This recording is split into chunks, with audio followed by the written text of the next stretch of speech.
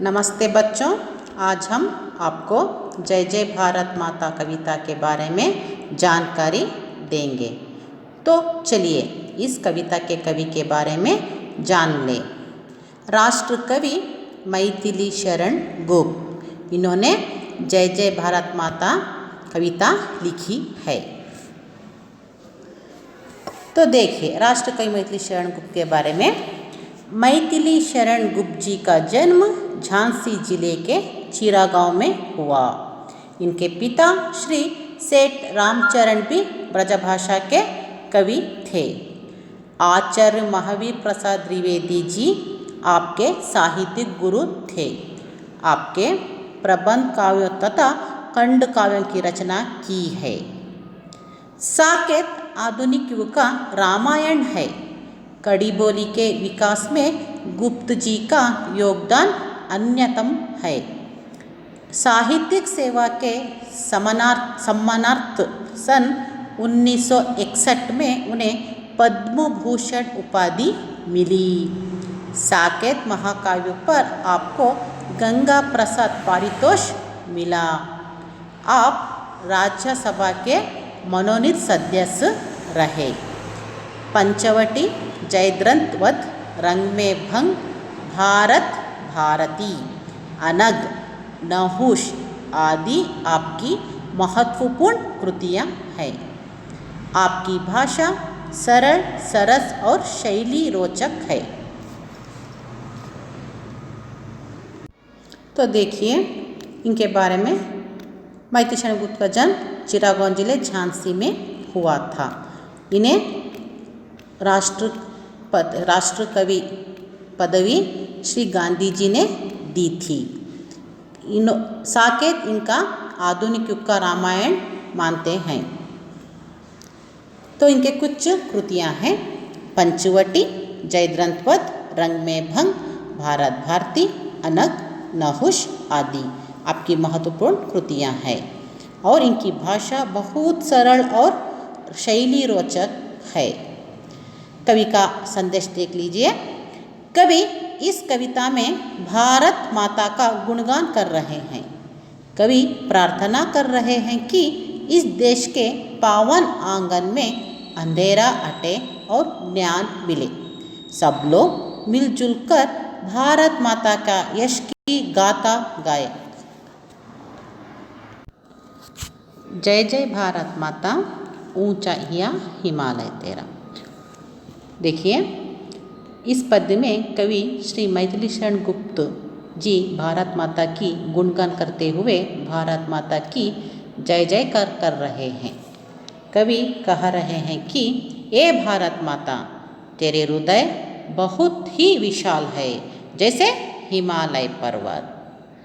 उसमें कितना स्नेह भरा, दिल में अपने आग दबाकर रखता हमको हरा भरा।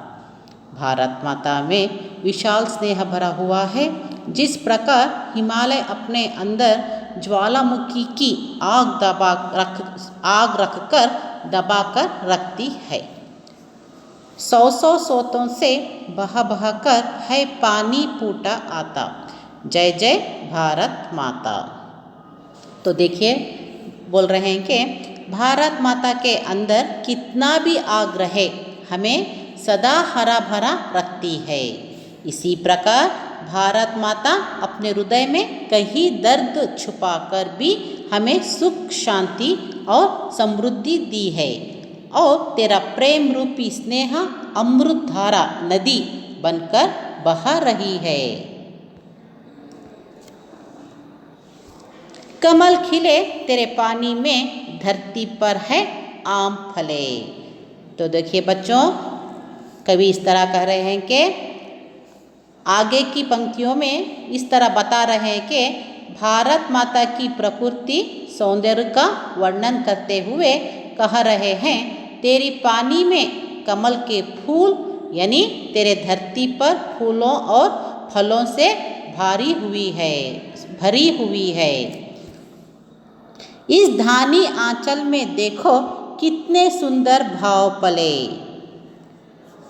भारत माता के सुनहरी आंचल में सुंदर भाव उजागर हो रहे हैं, यानी कि भारत माता मुक्त हाथों से दान कर रही है और इसके आंचल में स्नेह भरा हुआ है।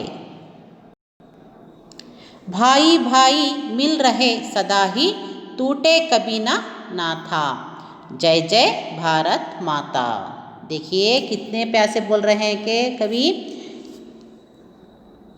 फिर भी ये आशा कर रहे हैं कि तेरे इस सुंदर आंचल में सारे भारतीय भाई भाई बनकर एकता से रहे, इनका नाता कभी नहीं टूटना चाहिए। तो देखिए बच्चे, तीसरी पंक्ति में इस तरह बोल रहे हैं, तेरी लाल दिशा में ही माँ चंद्र सूर्य रहे।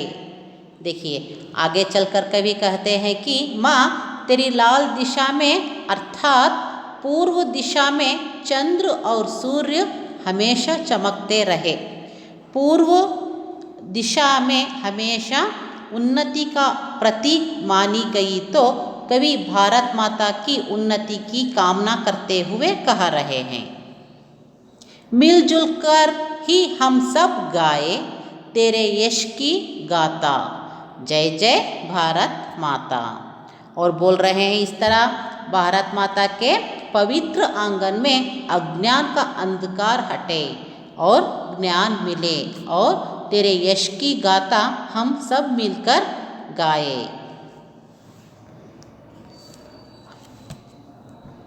मैं कन्नड़ में अनुवाद करती हूँ। पहले पंक्ति में देख लीजिए, जय जय भारत माता ನಿನಗೆ ಜಯವಾಗಲಿ ಅಂತ ಮೈಥಿಲಿ ಶರಣಗುಪ್ತರು ನಿಮ್ಮ ಮುಂದೆ ಹೇಳ್ತಿದ್ದಾರೆ. ಭಾರತ ಮಾತೆ ಹೃದಯ ಹಿಮಾಲಯ ಪರ್ವತದ ವಿಶಾಲವಾಗಿದೆ ಮತ್ತು ಅದು ಎಷ್ಟು ಪರ್ವತ ಎತ್ತರದಲ್ಲಿದೆಯೋ ಅಷ್ಟು ನಿನ್ನ ಹೃದಯ ದೊಡ್ಡದಾಗಿದೆ ಅಂತ ಹೇಳ್ತಾರೆ. ಮತ್ತು ಆ ಹೃದಯದಲ್ಲಿ ಸ್ನೇಹ ಪ್ರೀತಿ ತುಂಬಿದೆ ಮತ್ತು ನಿನ್ನ ಹೃದಯದಲ್ಲಿ ದುಃಖದ ಅಗ್ನಿಯನ್ನು ಅಡಗಿಸಿಕೊಂಡು ನಮಗೆಲ್ಲ ಸುಖ ಶಾಂತಿ ನೀಡುತ್ತಿದ್ದಾಳೆ ಅಂತ ಹೇಳ್ತಿದ್ದಾರೆ. ಅದೇ ರೀತಿ ಸೆಕೆಂಡ್ ಸ್ಟಾಂಜಾ ಬಂದುಬಿಡಿ, ಕಮಲಗಳು ಹರಳಿವೆ ನಿನ್ನ ನೀರಿನಲ್ಲಿ ಅಂತ ಹೇಳ್ತಾರೆ ಮತ್ತು ಭೂಮಿಯ ಮೇಲೆ ಮಾವಿನ ಮರಗಳು ಹಣ್ಣುಗಳನ್ನು ಸಹ ನೀಡ್ತಾ ಇದ್ದಾವೆ ಮತ್ತು ನಿನ್ನ ತಿಳಿ ಹಸಿರು ಸೆರಗಿನಲ್ಲಿ ಎಷ್ಟೋ ಸುಂದರ ಹಾಗೂ ಮಧುರ ಭಾವನೆಗಳು ಬೆಳೆದಿವೆ ಅಂತ ಹೇಳ್ತಿದ್ದಾರೆ. ಮತ್ತು ಈ ನಿನ್ನ ಮಡಿಲಿನಲ್ಲಿ ಜನರು ಅಣ್ಣ ತಮ್ಮಂದಿರಂತೆ ಕೂಡಿಕೊಂಡು ಬಾಳಲಿ, ಅವರಲ್ಲಿ ಎಂದಿಗೂ ಐಕ್ಯತೆಯ ಭಾವನೆಯು ಮೂಡಿರಲಿ, ಈ ಸಹೋದರತ್ವದ ಭಾವನೆ ಸಂಬಂಧ ಮುರಿಯದಿರಲಿ ಎಂದು ಕವಿ ಹೇಳ್ತಿದ್ದಾರೆ.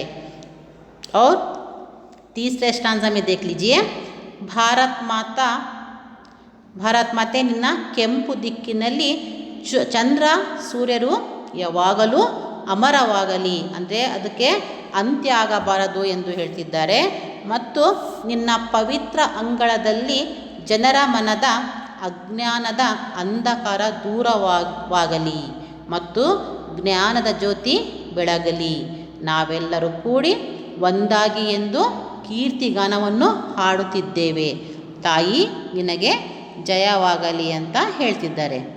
ಅದೇ ರೀತಿ ನೋಡಿ, अब हम प्रश्नोत्तरों पर आएंगे.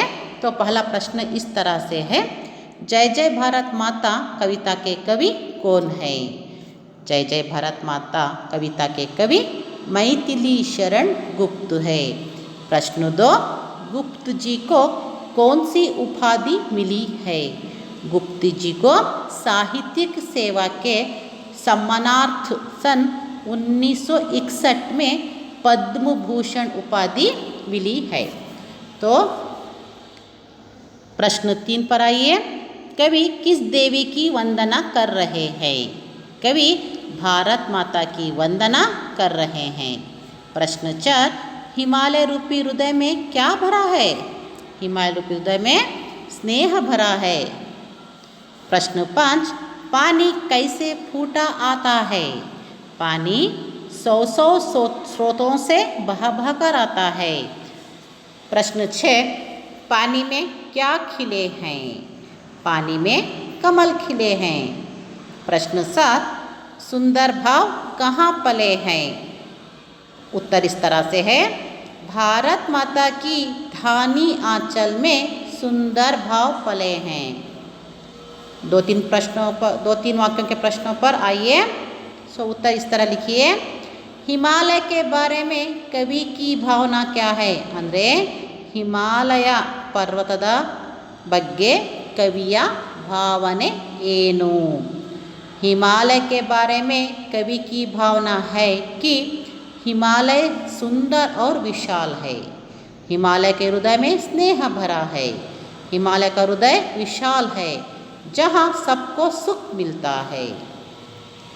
दूसरा प्रश्न, दिल में आग दबाकर का मतलब क्या है? ಅಂದರೆ ಮನಸ್ಸಿನಲ್ಲಿ ಬೆಂಕಿ ಇಟ್ಟುಕೊಳ್ಳುವುದು ಅಂದರೆ ಅಡಗಿಸಿಕೊಂಡಿರುವುದಕ್ಕೆ ಅರ್ಥ ಏನು ಅಂತ ಕೇಳಿದರೆ, दिल में आग दबाकर का मतलब है कि अपने दिल में ही कितने ही दुख भरे होते हैं।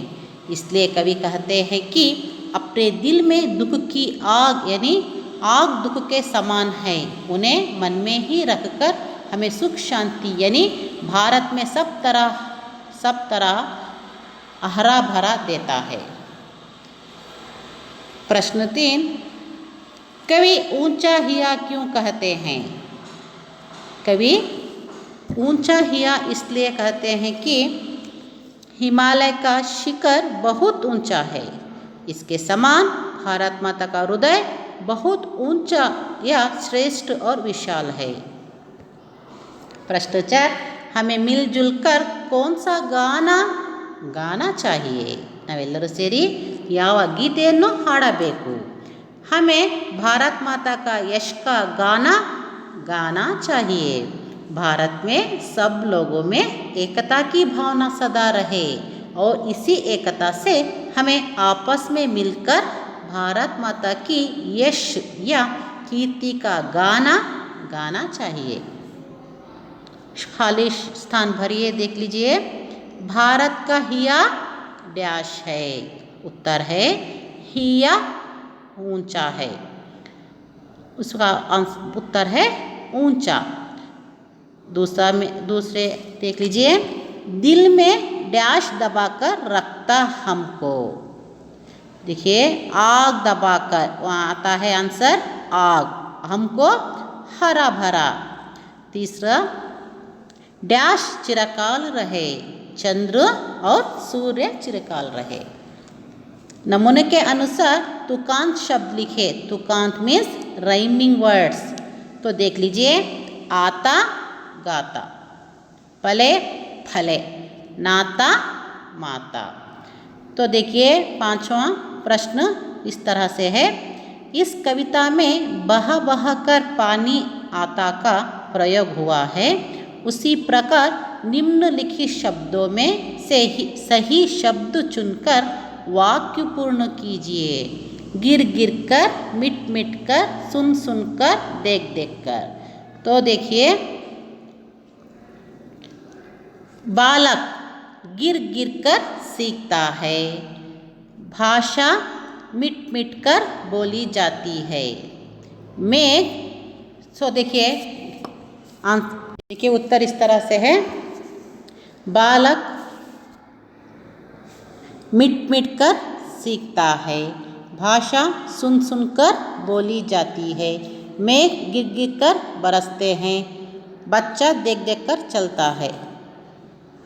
अनुरूपता देख लीजिए, सागर विशाल, हिमालय ऊंचा, अंधकार अंधेरा, पवित्र पावन, आम धरती, कमल पानी, सूर्य सूरज, चंद्र चांद। तो बच्चे, इस पद्य आपको कंठस्थ करनी चाहिए, पहले 8 पंक्तियाँ। तो देख लीजिए, जय जय भारत माता, ऊंचा हिया हिमालय तेरा, उसमें कितना स्नेह भरा, दिल में अपने आग दबाकर रखता हमको हरा भरा। 100 100 सोतों से बह बह कर है पानी फूटा आता, जय जय भारत माता।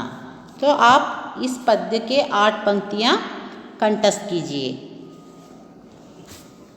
धन्यवाद।